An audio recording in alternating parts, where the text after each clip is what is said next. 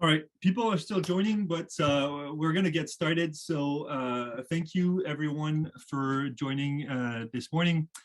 This morning we have a pretty packed agenda. We're going to cover a few things. I'm going to start talking about the current state of the retail recruitment market. We're going to hear from candidates too. And finally, we're going to end up looking at a few tips and tricks that you can try. Sorry, could you mute yourself? Thank you. We're going to look at a few things that you could deploy across your stores or online to increase your volume of candidates and also increase the quality of your candidates.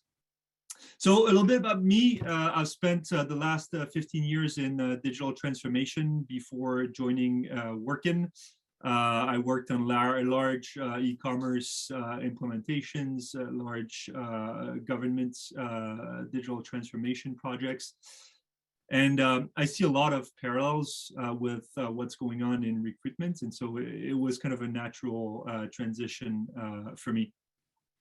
Before we start, I'm going to ask everyone to turn to the Zoom chat and kind of let everybody know how you're feeling this morning. And then we'll start with the presentation. So if you feel like you're a bit tired and need more coffee, then A is probably the best answer. If you're very happy and are having a great day, B seems like a good option. And if you have a lot of things on your plate, then C might be best suited for you. So we always have people that need coffee. So do I. We have some B's, so people are having great days. That's good to know. A few C's, you're busy. The current state of the markets, absolutely. So I can definitely understand. So thanks everyone, and throughout the presentation, I'll ask you to turn back to the Zoom chats and kind of answer, because obviously, you know, we have a number of things to tell you, but we also love to hear about your experience. So again, 3 or 4 times during the presentation, I'm going to ask you to turn to the chat to let us know how you're doing on a certain topics.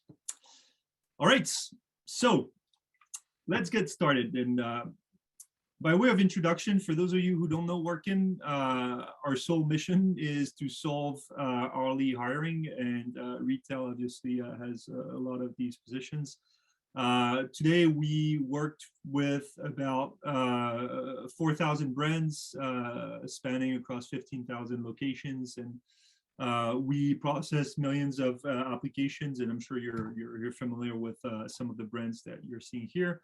If you're interested in learning more about our customers' experience with the platform, you can turn to G2. There are some great feedback. But what I love about Workin is the fact that we have access to hundreds of thousands of candidates.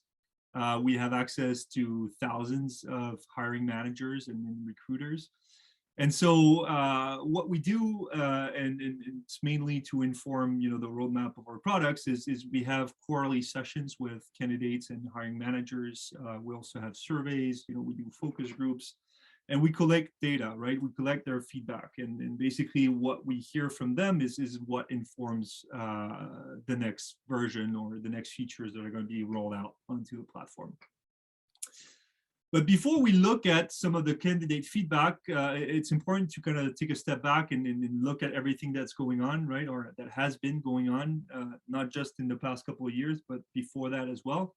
You know, there's been this virus, obviously, that has tremendously impacted our life and retail in general. Everything is turning to mobile. You know, applicants are finding jobs, applying online, looking at your company information online. So everything is within the palm of their hand. Everything is faster. You know, the speed of videos are faster. Everything is very transactional. It needs to be frictionless and simple. And then social has become a huge part of our life, right? I was reading this article about how some doctor was saying that TikTok is similar to a hard drug, right? We definitely spend probably too much time on social networks these days for just about anything, and recruitment is no exception. But I think the overarching trend, and for those of you maybe who were at the RCC conference last week, you'll recognize the head of retail Canada at Google. He was talking about how the market is changing, and I thought that a lot of things kind of apply to recruitment, retail recruitment. And recruitment in general for some of these aspects. And so the overarching trend is very much a consumerization of retail recruitment, right?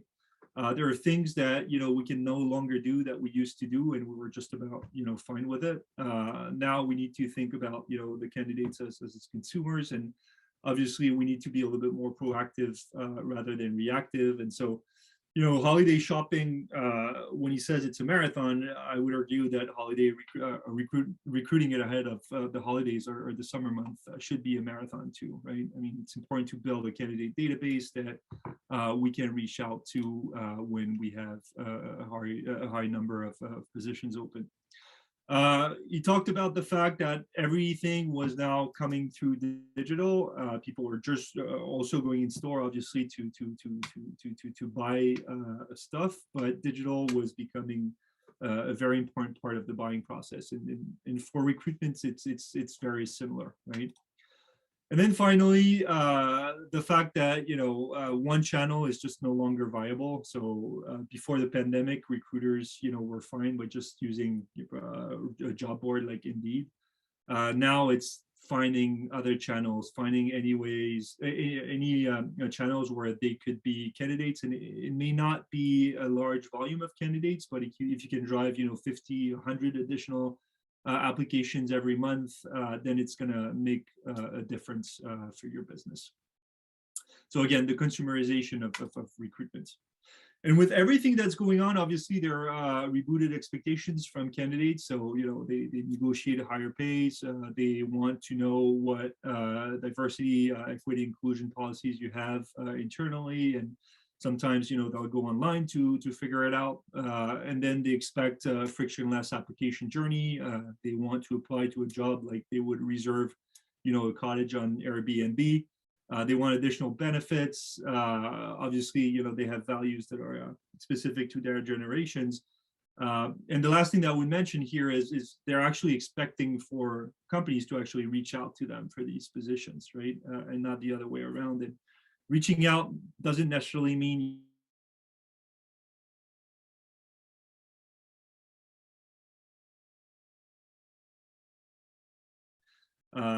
they may not be necessarily looking for a job, but if they're presented with the right opportunity, they may be inclined to click on a link and then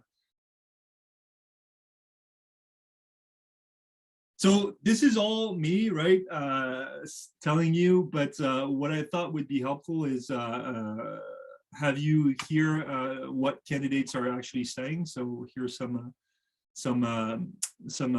cuts from our focus group. So I'll just open the video.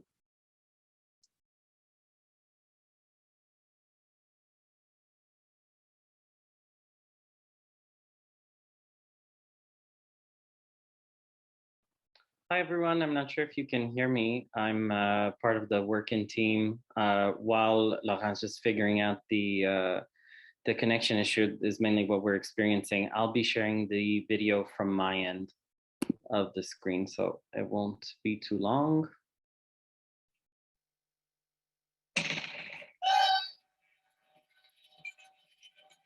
See my face? No, I see your dog.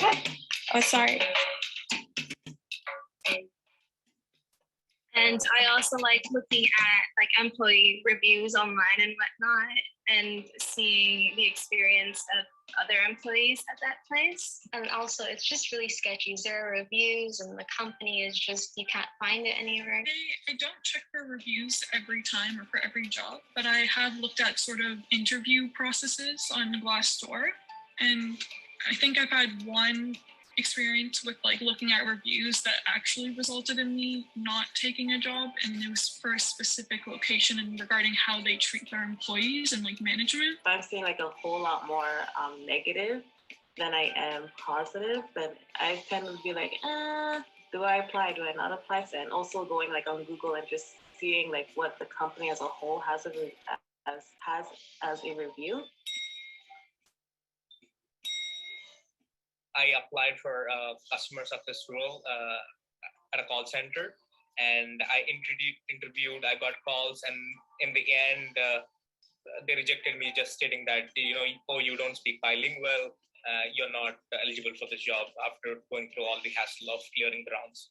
So that was a turn off. Retail store, right? And I got a message from the hiring manager, and I filled out like an employment application form, and everything was good. The only thing at the end was I had to be 17, but I'm 16. So in the end, I didn't get the job. I like working in like teams or like with groups of people. So if it's a very independent job, I'm kind of wary, or I don't really want to go for the job. I try to find jobs where I can interact with other people, because I feel that for me, what I value is like learning from other people's experience. Like that's sort of a deal breaker for me. For the employer to be more specific about their qualifications, I guess. A lot of the qualifications are like, oh, are you someone who can work in a fast-paced environment? And it's not very specific on what actual qualifications you need. It's more like personality traits. And when I'm looking at the job descriptions, they do tend to include sort of the company's values, and I look at that to see if that matches along with what I'm looking for. I guess for me, it's just being familiar with the brand itself. Familiarity with the brand, like if I know the brand. To be familiar with the brand to itself. For them to be able to be flexible for my schedule, and also the environment, like the work environment, like if it's not toxic or not.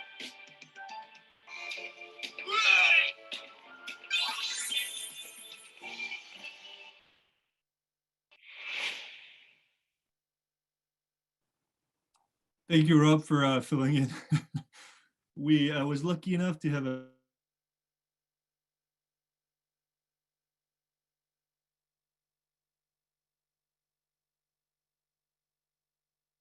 so please let me know if it's slow. I'll stop the video just to save some bandwidth, and I can start sharing my screen again. All right, so we heard a few things in the video. Application processes are long and complex in certain cases, and again, when you're hiring for a cashier role, it's tough to ask a candidate to spend 30 minutes or even have a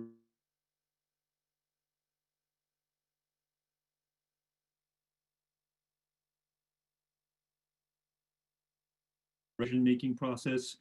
And again, something that we haven't heard in this short video is the video format. More and more what we're hearing from candidates is that they're comfortable with rough videos that are not edited. So questioning how this could impact your application process. Maybe for sales associates, asking for a short video makes a bit more sense than asking for a CV, for example.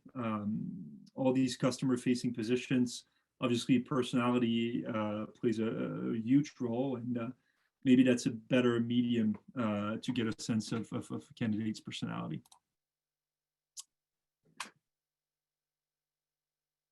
All right, so the impact of a negative candidate experience, because obviously if you're not doing some of what what came out in the short video, it negatively impacts your candidates, but also your brand, right? Because it goes beyond the candidate. They're going to share their experience with their network, and they may not want to buy from your brand again or reapply.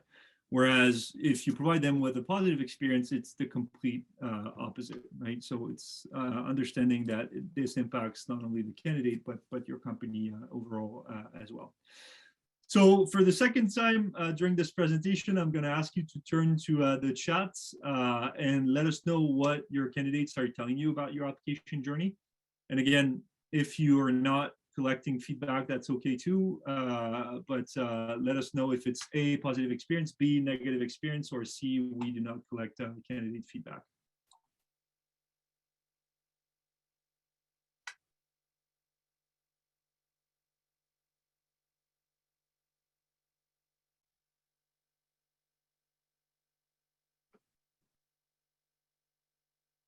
We have a number of C's and A, UA and B's. Yeah, the people that, again, consumer, similar to what we were talking about, the consumerization of the recruitment process. Candidates tend to share feedback only when they have a negative experience rather than a positive experience. But if you build that as part of your process and systematically, ask for feedback, whether it's through a survey or a short interview, it's a good way to collect, positive experience as well. And in turn, you can ask the candidate if they're okay with us, sharing that information on certain channels online, because we know, again, that candidates before applying to a role are going to research your company and go on Glassdoor and kind of hear what other employees' experience has been with your brand. So building that as part of the process and maybe trying to automate so that it doesn't add additional work to your team is a good way to systematically get the information and optimize your process. But we do see a lot of companies that do not collect candidate feedback, so that's not something that I'm very surprised about. But again, it's figuring out how we can use some of these channels that are available out there to automate the process, and then use the feedback to our advantage, right? It's important, obviously, to be very transparent, but as you systematically build that process, you'll get more positive feedback. So thank you very much. I think before we go into the tips and tricks, it's important to face the reality. Sadly, for those of you who were joining and expecting to have the miracle that would solve all your retail hiring challenges, I'm sorry to announce that it's probably not going to be the case. The goal for today is really to provide you with a few tips and tricks to help you move the needle, right? Whether it's by increasing the volume of applicants or making sure that you shine a good light on your company online that is going to drive more candidates your way. So let's start with the first one. And I believe Melissa from Brown is on the call, but I use Brown's example here. Digitizing the walk-in application process. It's probably one of the most cost-effective solution that's available right now. It can be very easily deployed. There are a number of technologies that are available to generate QR codes, and then you can redirect your traffic to the platform that you're using and get your candidates to apply directly on your platform. Now, as you think about digitizing the walk-in application process, we tend to think straight ahead about the candidate experience, right? It's easy. It comes in, he scans a QR code. He doesn't have to talk to anyone, and then with a very simple process online, he can send his application. But it's also great for store managers, right? Because as you know, they're running in 1,000 different places. They're always so busy. And it's hard for them to stop what they're doing and greet, a candidate that's walking in to apply and taking the time right now to spend some valuable time with that person and provide them with a very positive experience, right? By digitizing the process, you save the candidate time and you save your hiring manager's time too. So we're getting great feedback. And the data that we're measuring across all of our customers that have deployed QR codes in their store is that it provides a steady flow of candidates, right? And it's more candidates that they used to get through the traditional walk-ins, right? Where you handed them a sheet of paper and they had to complete their application. And then the hiring manager would have to take that sheet of paper, type the information directly in your ATS or HR systems, it was very time consuming. It was cumbersome. It wasn't very modern. So digitizing your walk-in application process is the tip number one. Now I'm going to turn to you, ask for, again, a few seconds and turn to the chat and let us know, let everybody know who is digitizing, has digitized their application process, who hasn't. It's completely fine both ways, but I'd be curious to see the trend here. So we have a lot of A's, which is great news. Means that you're getting some positive results like the data is telling us on the platform. If you haven't, it's really something that, you know, is cost effective. It's simple to deploy. The one consideration I would say is make sure that you have somewhere to link the QR codes to that is a simple application process. Because if it requires, you know, 30 minutes for them to apply on their phone, they're probably not going to do it. All right, so thank you very much, everyone. Moving on to tip number 2. Retail recruitment is omni-channel. Again, going back to that overarching trend of consumerization, do you know who are your best candidates? Have you defined what the DNA of the great candidates is? And then once you have that information, is what channel are these candidates using in their everyday life, right? Are they reading the local newspaper? Are they on TikTok? Are they on Instagram? Are they on Facebook? Are they walking directly in the malls? It's important to understand their behavior so that you can reach out to them on their preferred channel, right? And I added a few examples here. One on the left, it's more, I would say, traditional. It's a meat processing plant.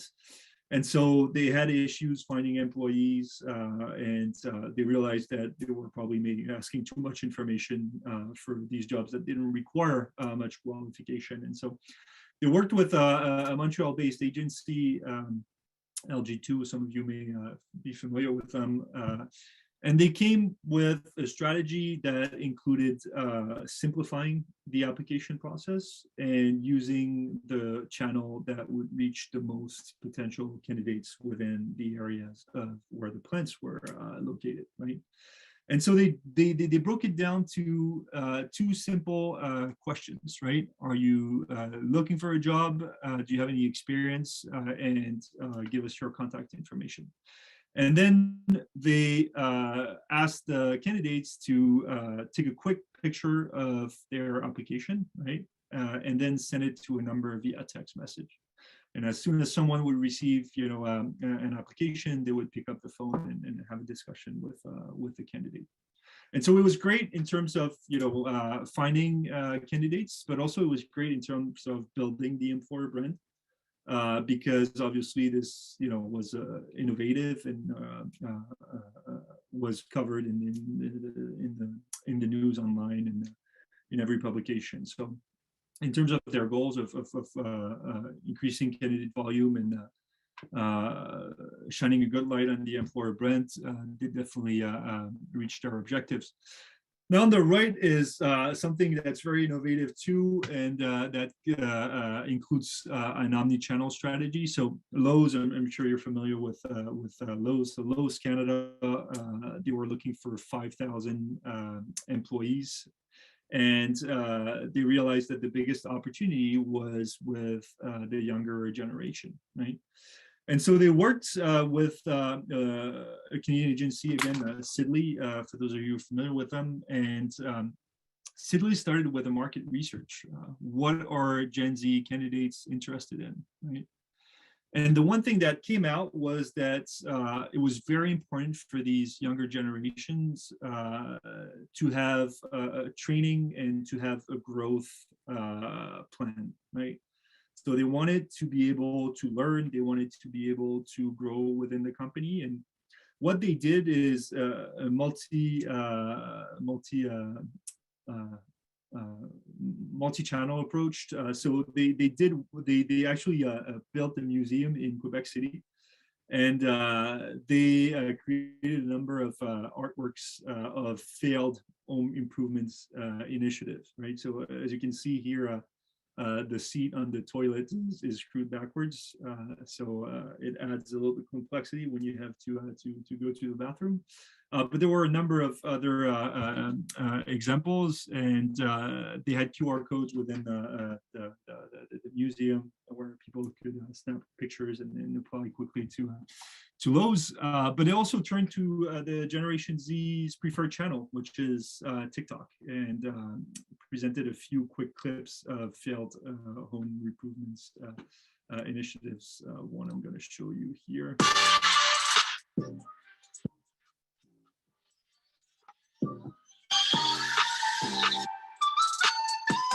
Make yourself fail-proof. We're hiring and we train. Apply now. All right, so I'm sure for those of you who've done some renovation work in your house, you can relate. I certainly can. And the results of this campaign was amazing for Lowe's. They drove thousands and thousands of applications and younger generations applying for these roles. So it was a big success, and it's actually ongoing. So if you're on TikTok, you can actually go and see some of these videos. But the message here is really figure out, who your candidates are, your ideal candidates are, and what their preferred channels are, right? Because that's where you're going to find them. And again, we spoke about the importance of being proactive versus reactive. So we spoke about TikTok, we spoke about brick and mortar. Obviously, there are a number of other channels out there. One that a lot of companies miss out on is Google search, right? And when we look at the data of all the candidates that are coming onto the working platform to apply, we see that a big portion of the candidates actually come from Google, right? They go to Google, they type jobs near me. And if your jobs are not being scraped by Google, you're missing an opportunity to capture some of these candidates, right? So it's important to speak with your teams, understand what your technologies can do. And if they can allow this scraping mechanism, it's another channel that you can add that will drive, again, additional volume to your ATS. And then on the right, you have all the job boards, and I'm sure you've tried many of them. The mammoth in the room is Indeed. But again, as the pandemic hit and everybody was struggling for staff in retail, Indeed has presented its number of challenges, less in terms of volume, but more in terms of the quality of the candidates that you were getting. And so a lot of customers are actually looking beyond Indeed. And again, having just a job board strategy to recruitments probably means that you're missing out on a lot of candidates, right? So it's figuring out how Indeed fits into the picture, but also how all these other channels can help you drive more candidates your way. So I'm going to turn to you once again and hear from the group, what channels drives the most candidates for your retail positions? And I realize that some of you may not be hiring for retail positions only, but if you could just reply with retail only specific information, that would be great. So we have referrals, job boards, career sites, social, walk-ins, career fairs, and other. And if you don't know, that's completely okay too.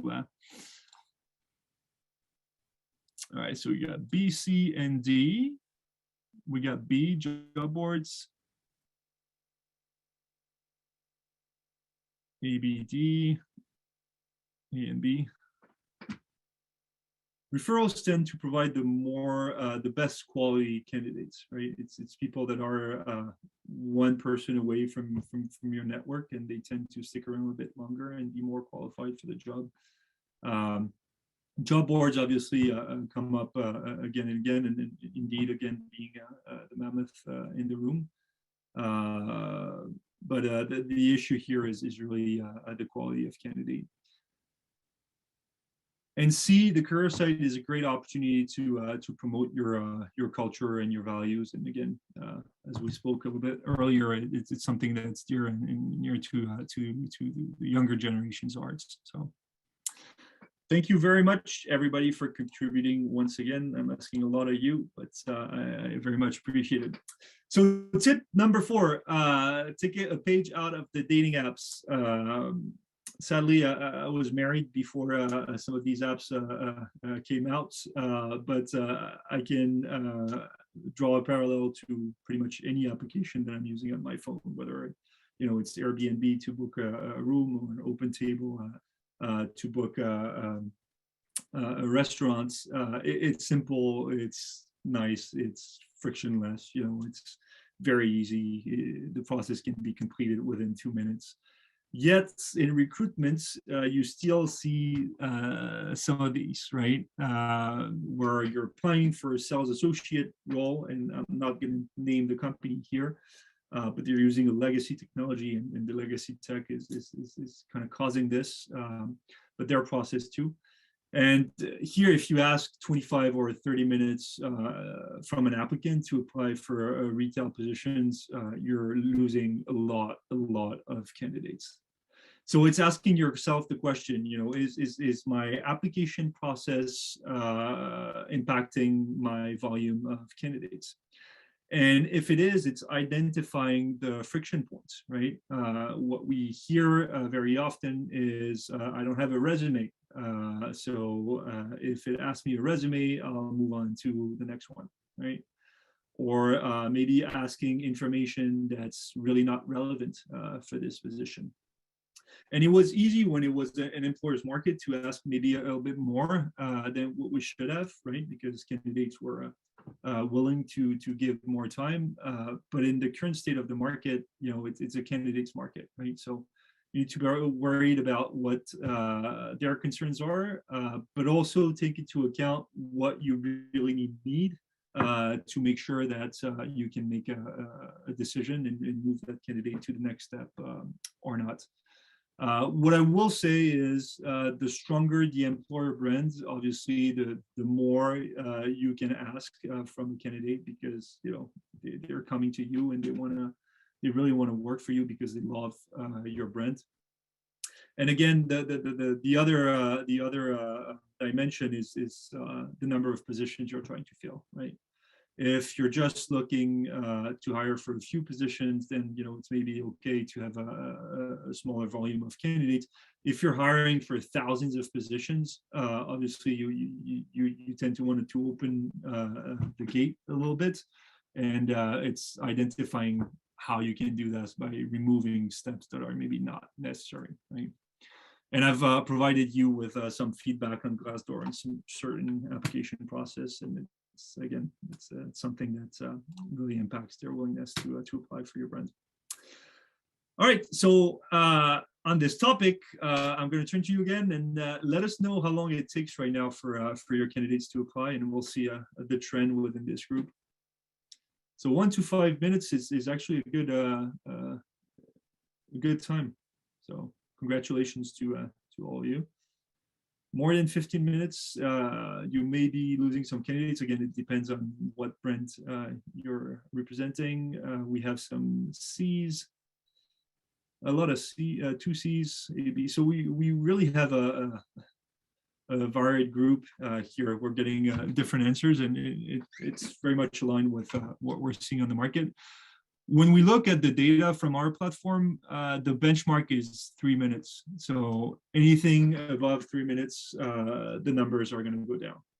Again, you need to compare by positions and locations, etc. There's a number of variables, but 3 minutes is the benchmark that we tell our customers, they should be thriving for. All right, the next one. Again, we've spoken a number of times about shining a spotlight on your company. There are some amazing companies out there, but they're not telling their story to candidates because they're not on the channels that are available to them to tell a story, or they're not telling the story on their career site. And it's, again, a missed opportunity because we know that people are going to research your company before applying to your company. So if you have a great environment, you have some benefits, it's important to shine light on those. And again, collecting feedback and sharing this feedback if possible, is a great way to attract more talent. I'm going to pick up the pace because it's already we're already 45 minutes in. Bonuses work. If you're in a position to try signing bonuses for certain locations or across all your locations, they have a significant impact on candidate volume. They also have a significant impact on on ghosting. Right, people tend to come to interviews more when there is a signing bonus. But again, it's important to promote it, right? It needs to be visible to your potential candidates. And so an example that I used here is SSP. So for those of you who are not familiar with SSP, SSP manages all the restaurants once you clear security in airports. And so obviously they're dealing with a staff shortage, you know, the airports having closed or having drastically reduced their operations during COVID. They're really struggling to attract staff. Plus, you know, there's a number of requirements around having clean history, et cetera. And so it's really tough to attract workers. And we started a recruitment campaign on Facebook and Instagram and via email. And we said, you know, we're going to start without the signing bonuses first and kind of measure the impact of the signing bonuses.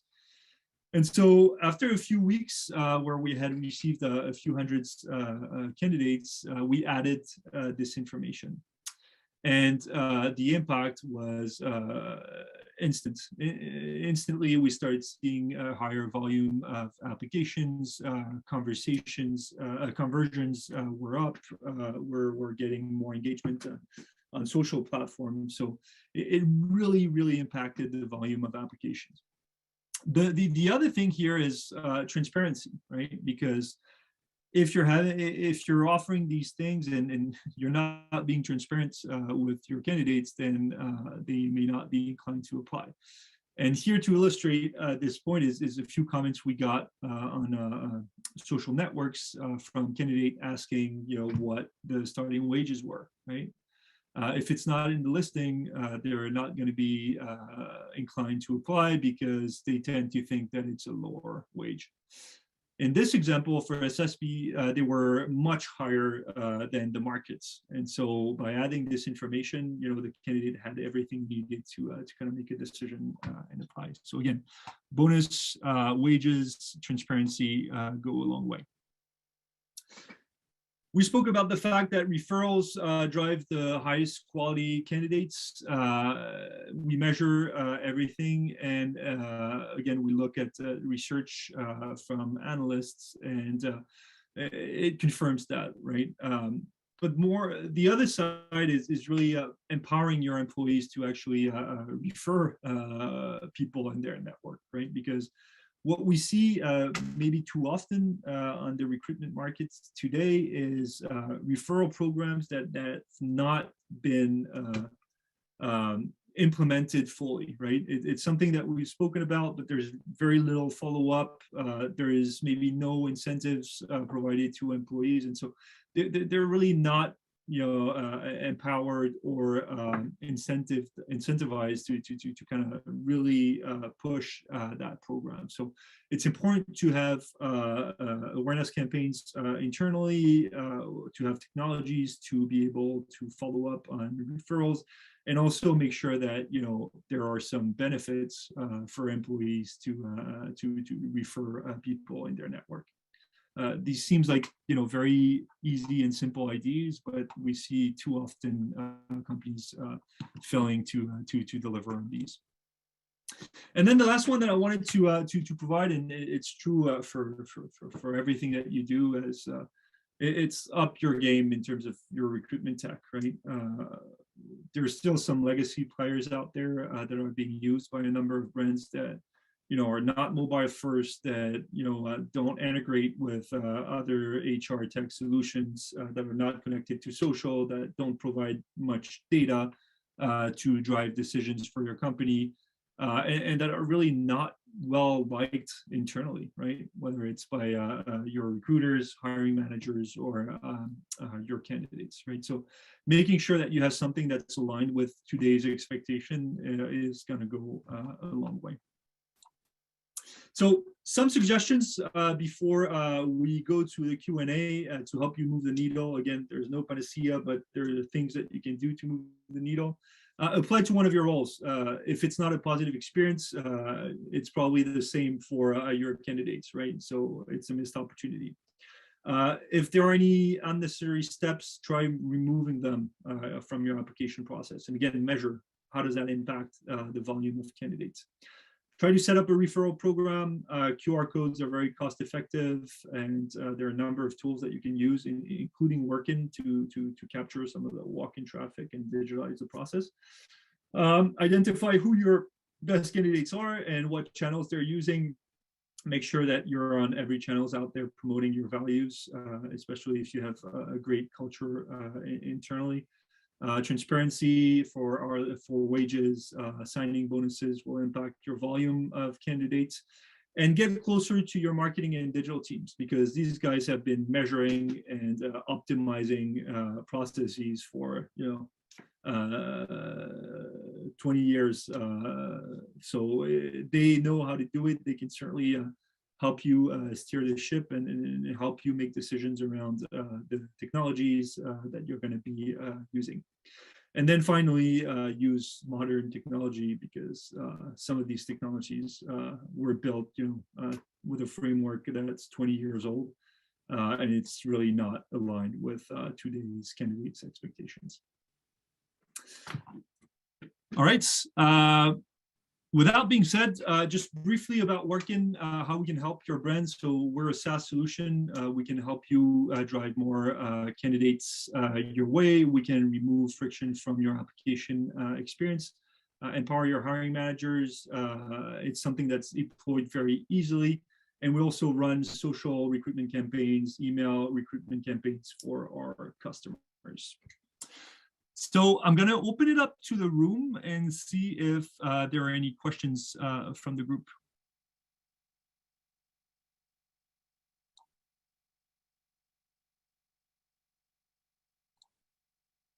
You can put your questions in the chat or unmute yourself, up to you.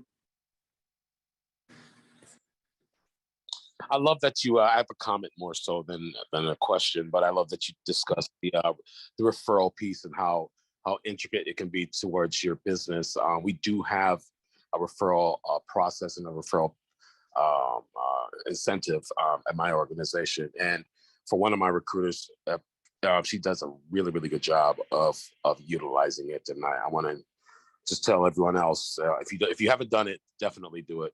It goes a long way. Thank you very much for your inputs. And I'm curious, is it something that she takes on herself, or is it something that's promoted across the company, across all your recruiters, or maybe you have just one recruiter? No. We have about 12 recruiters, and it's company wide. It's a process that we set up for the whole organization. She just happens to be an individual that really, really utilizes it. The first day that we have individuals on site, we have a referral sheet. We pass it out within the first 15 minutes of them being in training, and it's always filled with some amazing candidates. Literally, we're able to fill another class, or at least halfway fill another class, just based off the referrals that we get. Well, that's great to hear. And it's something that maybe internally, she could promote across the team through a quick presentation or webinar format, or just showing some of the stats. I'm sure it would probably push the others to do what she's doing. Yes, absolutely. I'm the acquisition manager, and I've been pushing the rest of the team to do it. I haven't been successful at it, but having heard you say it again, I'm definitely going to make it a top priority when I get back to the team. I'm glad to hear it. Anyone else has comments or something that you're doing that maybe is working at your companies that you would like to share with the group, or questions that you may have regarding working, or anything that we covered till now? So just a maybe a question, maybe a comment. At the beginning, when you did a focus group with the 9 individuals. One of the Mhm. things that really resonated with me is really about the employer branding, right? And I think a lot of organizations miss the mark. And we our customers are also our potential candidates. And so, what are your thoughts on improving, those Indeed reviews or Glassdoors? And I've done I've done so many things to try to bump those scores up, right? And unfortunately, Glassdoor, their policy is we truly believe that whatever anybody puts on our platform is true. On Indeed, you can actually get negative ones removed. There's a process, they have a posting policy, and if you're well versed in it, you can get it removed. But how does an employer move forward, right? Like, so if the Glassdoor reviews talk about a crappy candidate experience or a crappy culture, and you've done the work and you've put the work in to help improve the culture, and you're slowly getting additional reviews, I guess, what's your thought process or the way to go forward from a branding perspective? Yeah, that's a great question, and I'm gonna take a first stab at this, and then Rob, if you don't mind, I would like you to pitch in. Rob is our head of digital and marketing at Workin, and so he's in charge of a number of social campaigns that we run for customers, and we're getting some feedback. Our brands are getting feedback from some of the campaigns that we run, so. I'm sure his take will be very valuable as well. But what I will say here is things that you can do, right? And again, it goes back to what someone was saying earlier. Negative people that have negative things to say tend to say them a lot more than people that have positive things to say.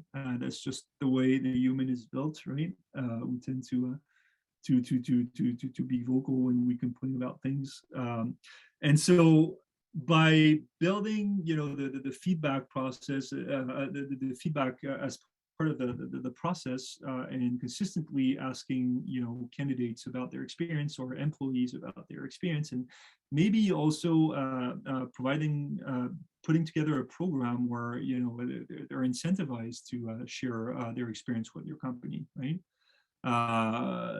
Having them go to Glassdoor and talk about their experience.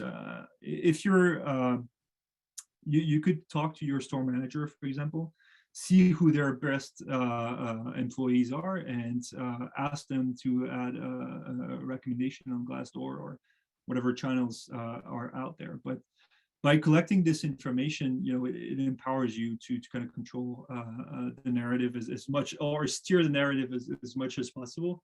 The second thing I would say is you need to be transparent. Like avoiding some of these negative comments is negatively going to impact the brand.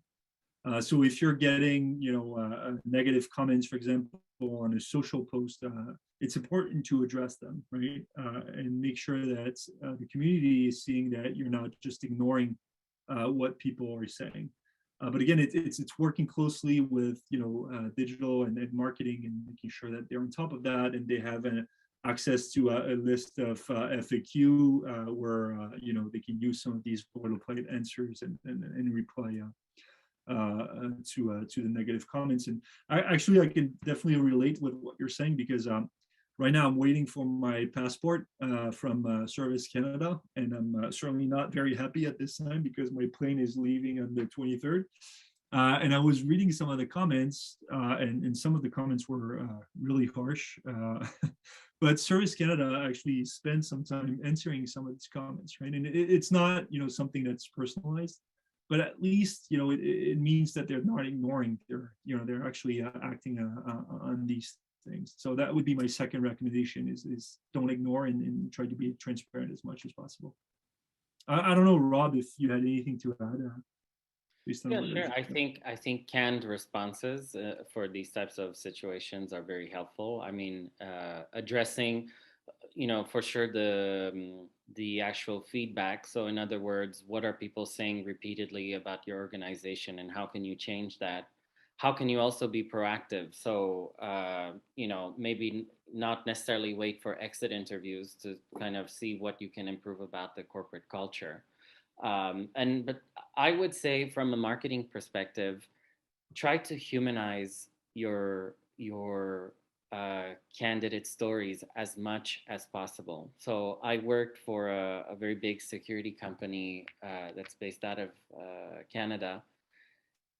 When I joined, we had a really terrible reputation, which, of course, when you hire such a high volume of candidates, you're bound to get a lot of negative because people will be unhappy for whatever reason. And sometimes it's an experience that, you just can't help as an employer. So what we did is, when I joined, there were no actual efforts to humanize the candidate experience, candidate achievements. And what I mean by that is to actively, put a face on what does working at your company sort of feel like? What is that experience like? But also we created these programs to reach out to all the regional offices because we were a global company, and to actively, and this is on a monthly basis, even going as far as drafting an editorial calendar. What are some of the achievements that, or human stories? Because sometimes it's a candidate doing it's an employee, sorry, that is doing something nice for another employee, or an achievement, someone that's worked there for 25 years, or because we were a security company, sometimes employees literally saved lives. So all of a sudden, without investing much budget really into it, it's not like we had to go to an agency, but just getting a story, an anecdote, just the picture of the employee, and basically building our social content, or at least our LinkedIn content around that, actually helped turn the perception around, that we were a very, very bad employer. So you have to kind of see it a little bit as like a marketing campaign, and that's why I think Laurent's point earlier about connecting with your marketing teams, if you can, if you have that ability, if they're an internal resource that is there, even from time to time, can be really helpful in terms of helping fight that negative perception, if that's what one of the things that you're dealing with as an employer. Can actually help slowly but surely turn that around, and your candidates, yes, may see some of the Glassdoor reviews, and of course, if you have any internal incentives that you can set up to push your actual employees to leave reviews on Glassdoor to try and have them be a little bit more positive. But then also, if they are curious a little bit about your company and want to look on your social channels, suddenly you have all of this organic content that really kind of, again, humanizes all the amazing experiences that are probably going on in your company, and they're probably untapped because we might not be set up in a way to kind of catch these things as they're happening. So that's it. That's really all I want to say. Thank you very much for your input, Rob, and hopefully that answers your question. We're already at the top of, yeah, our pleasure. We're already at the top of the hour, and we want to make sure that you have some time for your lunch.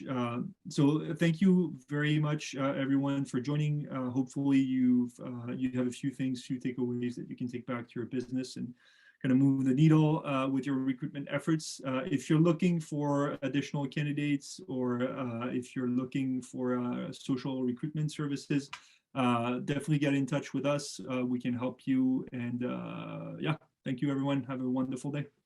Bye.